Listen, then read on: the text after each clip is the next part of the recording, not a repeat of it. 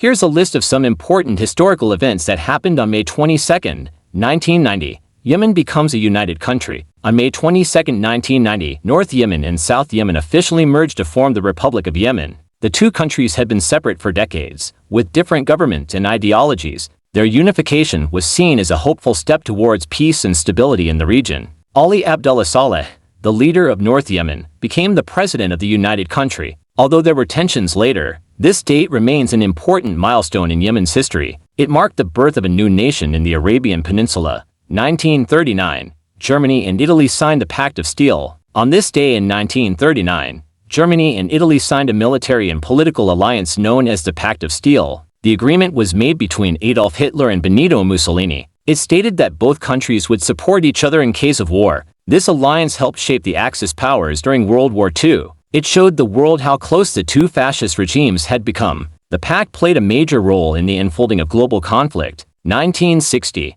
earthquake in Chile becomes the strongest ever recorded. On May 22, 1960, a massive earthquake struck Chile. It was the most powerful earthquake ever recorded, with a magnitude of 9.5. The quake lasted about 10 minutes and caused widespread destruction. Thousands of people were killed, and entire towns were wiped out. It also triggered a huge tsunami that reached as far as Hawaii, Japan, and the Philippines. This event changed how scientists studied earthquakes and tsunamis. 1992, Johnny Carson hosts The Tonight Show for the last time. After nearly 30 years, Johnny Carson said goodbye to his fans on May 22, 1992. He was the longtime host of The Tonight Show, one of America's most popular late-night talk shows. Millions of people tuned in every night to watch his jokes and interviews. His final show was emotional and filled with gratitude. Carson's smooth style and humor influenced many future comedians and TV hosts. He became a legend in American television history. 1849, Abraham Lincoln receives a patent.